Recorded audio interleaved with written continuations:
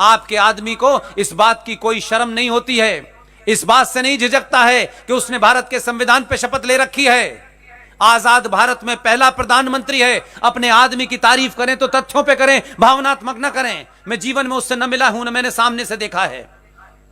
भारत का प्रधानमंत्री बना, शपथ ली। हमारे यहां तो लोग समाज में, अरे मंदिर कौन जाता है यार, मंदिर तो यार देखो ऐसा है, मंदिर जाना कट्टरता लगता है। मैं कह रहा हूं इस सदी में समझिए, 700-800 साल के बाद एक राजा संविधान की शपथ लेता है। विदेश की पहली यात्रा नेपाल की करता है। लोग बोले नेपाल क्यों गया है, हर आदमी तो अंकल सैम के पास जाते हैं। यह नेपाल गया, पशुपतिनाथ मंदिर में 8 घंटे पूजा करके निकला तो रुद्राक्ष से भरा हुआ था और तिलक लगा हुआ था। जब वो ये कहता है कि मैं प्रधानमंत्री होके अपनी पहचान पे नहीं शर्माता, तो तुम किस लिए शर्माते हो यार? तुमको किसको जवाब देना है?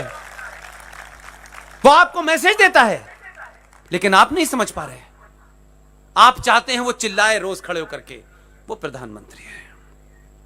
एक बार नहीं देता, कभी कभी शाम में जाके केदारनाथ में भी बैठ जाता है, कहता फिर देखो आ गया। आपको मंदिर जाने में शर्म महसूस होती है? आपको हिंदू होने में शर्म महसूस होती है? 1995 में भारत का प्रधानमंत्री पुर्तगाल गया था। पुर्तगाल में बहुत सारे गुजराती हैं, उन्होंने एक मंदिर बनाया था। प्रधानमंत्री ऑफिशियल विजिट पे थे, और प्रधानमंत्री हमेशा ऑफिशियली होता है, अनऑफिशियल नहीं होता कभी।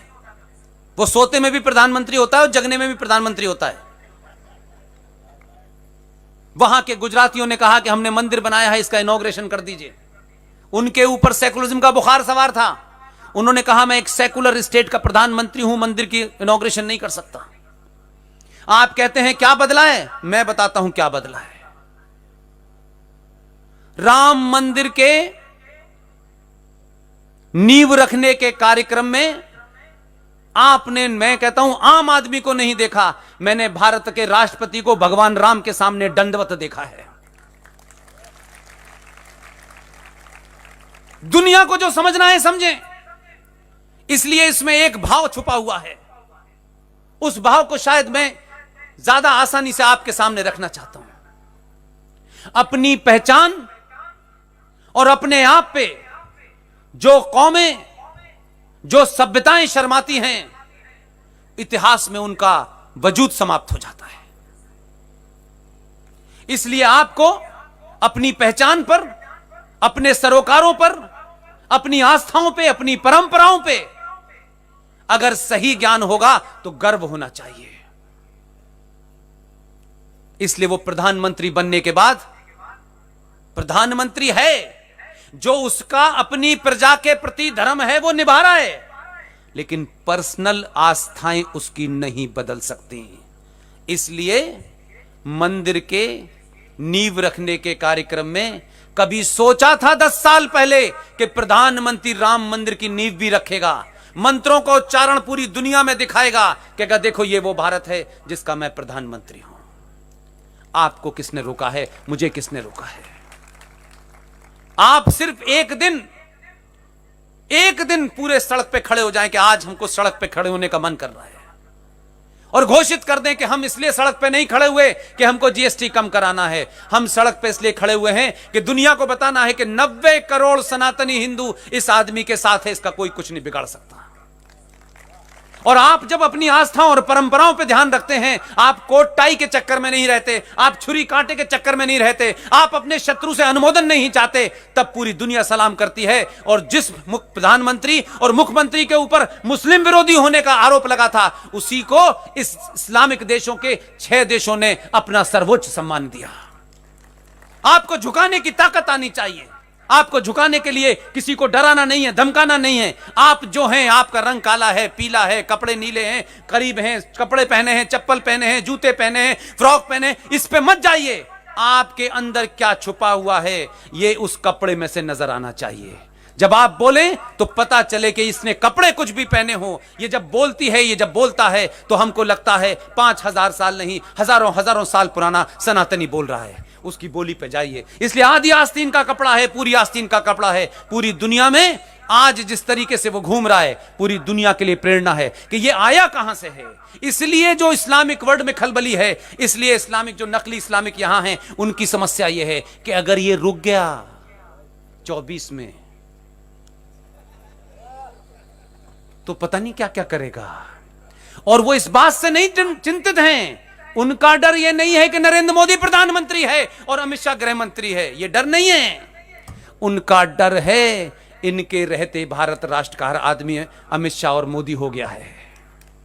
समाज को बदल दिया है, इस सोच को बदल दिया है। यही कारण है इतने गणमान्य व्यक्ति, इतने सभ्य समाज के लोग, इतने उच्च वर्ग के लोग, इतने करोड़पति लोग मोरबी में मुझ जैसे अनजान आदमी को, जिसके पास कुछ भी नहीं है, आप रात के 11 और 12 बजे सुन रहे हैं। इसी को जागृति कहते हैं। यही जिंदा रखिए, इसी को बनाए रखिए, अपने स्वार्थों से ऊपर उठिए, सिर्फ राष्ट्र को एक बार बीच में ले आइए, सारे लालच बाहर हो जाएंगे।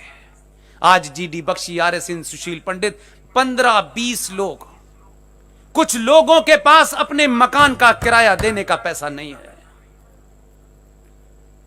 कभी हमने उनसे पूछा? चुपचाप से जब मंदिर में आप जाते हैं तो क्या करते हैं? चुपचाप से डालते हैं ना पैसा।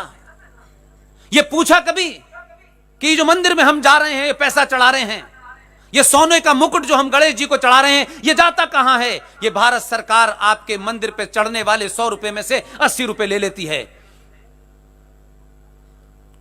आप तय कर लीजिए कि मंदिर के पुजारी को, जो जिस इलाके में रहता है, उस कॉलोनी के लोग एक वक्त का, एक दिन का खाना एक घर से जाएगा। आपके यहां लौकी बनी है तो लौकी की सब्जी पंडित जी को जाएगी। आपके यहां कबाब बने हैं तो जाएगा, खीर बनी है तो जाएगा। अगर आप यह तय कर लें कि पंडित जी आपके खाने का इंतजाम हो गया है, आपकी 10 धोती का इंतजाम हो गया है, अब आप चिंता ना करें, और 2 महीने तक हिंदुस्तान के किसी मंदिर में जाएं, उसमें 1 पैसा न चढ़ाएं, उसका मुकदमा जज साईं दीपक सुप्रीम कोर्ट में लड़ रहे हैं। उस पैसे को जो इस देश में पागल हो गए हैं, उनको जाके दे आएं, ताकि कई हजार जीडी बख्शी पैदा हो जाएं, कई हजार आरएसएन पैदा हो जाएं। मंदिर में चढ़ाया हुआ पैसा, आपकी आस्थाओं का पैसा भी आपके काम नहीं आ रहा है। ये जो सच्चर कमीशन 5 करोड़ 1000 करोड़, ये जो माइनॉरिटी कमीशन 15,000 करोड़, ये उनके काम आ रहा है। उनको आईएएस पीसीएस बनाया जा रहा है, और एक पीसीएस बनने के बाद झारखंड के अंदर एक पुलिस वाला अपने घर के अंदर सरकारी निवास में बैठ करके जिहाद की ट्रेनिंग दे रहा है। क्या करेंगे आप? आप नॉन वायलेंट लोग हैं। नॉन वायलेंट तरीके बता रहा हूं, वायलेंट नहीं बता रहा, क्योंकि वायलेंट आदमी तो भेज दिया आपने वहां। आप मंदिरों पर जाएं, पूजा करें, प्रसाद चढ़ाना है तो बूंदी के लड्डू चढ़ा दें। सरकार से कहें हम इसमें से ले जाएं 1/4 हिस्सा और खा लें इसको। आप अपने हाथ में जो है वो करिए। आप मंदिरों पे पैसा 2 महीने मत चढ़ाइए। जो भी पैसा चढ़ाना है कहीं शहर के हिस्से में उस डिब्बे में डाल दीजिए,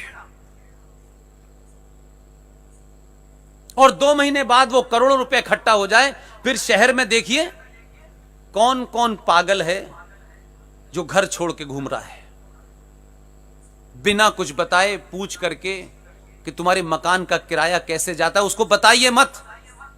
अगर ईमानदार हैं जो टीम हमारी काम कर रही है, हमारे पास 2 पैसे नहीं है, हम कोशिश करते हैं कि किसी के यहां क्राइसिस ये है, उसके मकान मालिक से नंबर लेते हैं, यार इसके यहां पैसा पहुंचा देना। उसको नहीं बताते देखो तुम्हारा हम मकान का किराया दे रहे हैं, ये मत करिए। उसके सम्मान को चोट मत पहुंचाइए। मंदिर में चढ़ाने वाले पैसे को तो आप दिखा के नहीं चढ़ाते, वो चुपचाप से चढ़ाते हैं। उतनी ही ईमानदारी के साथ इस देश में जो 10-15 लोग पागल हैं उनकी मदद करिए।